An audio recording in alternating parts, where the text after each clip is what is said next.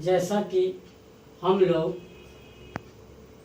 उपभोक्तावाद की संस्कृत पाठ का अध्ययन कर रहे हैं, इसके पहले हम लोगों ने पृष्ठ संख्या 35 और 36 का अध्ययन किया है।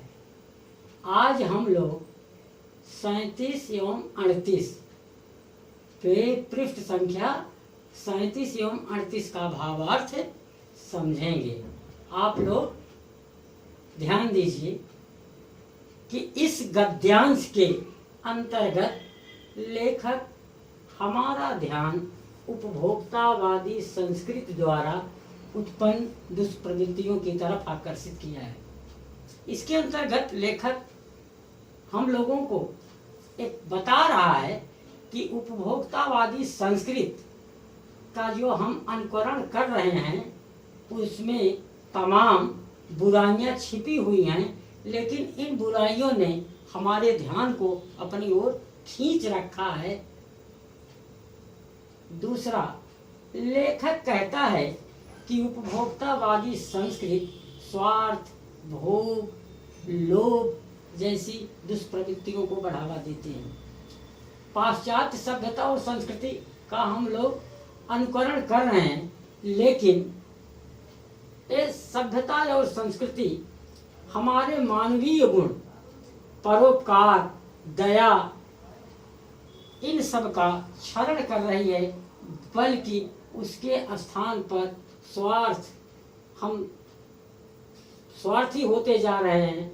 वस्तुओं का भोग केवल अपने लिए करना चाहते हैं। हमारे अंदर वस्तुओं के प्रति लोभ पैदा हो गया है। ये बुराइयों की तरफ बढ़ावा दे रही।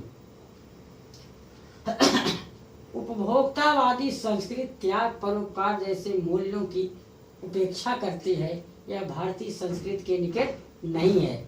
जैसे जैसे यह संस्कृति फैलेगी, सामाजिक अशांति बढ़ेगी। लेखक हमारा ध्यान आकर्षित करते हुए बता रहा है कि ये हमारी भारतीय सभ्यता और संस्कृति के अनुरूप नहीं है। यदि हम अपनी सभ्यता और संस्कृति को छोड़ देंगे तो हमारे समाज से त्याग, परोपकार जैसे मूल्य हैं वो खत्म हो जाएंगे, बल्कि यह संस्कृति समाज में अशांति बढ़ाएगी।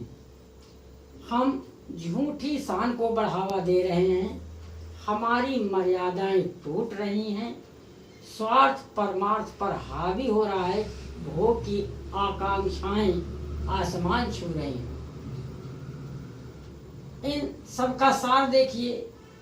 गांधी जी ने कहा था कि हम स्वस्थ सांस्कृतिक प्रभावों के लिए अपने दरवाजे खिड़की खुले रखें, पर अपनी बुनियाद पर कायम रहें। उपभोक्तावादी संस्कृति हमारी नींव को ही हिला रही है। यह एक बड़ा खतरा है, भविष्य के लिए एक बड़ी चुनौती है। इसलिए हम लोगों को उपभोक्तावादी संस्कृति की तरफ नहीं जाना चाहिए, बल्कि हमारे जो मूल्य हैं, हमारी जो मर्यादाएं हैं, उनको बनाए रखें, तभी हम सफल हो सकते हैं। धन्यवाद।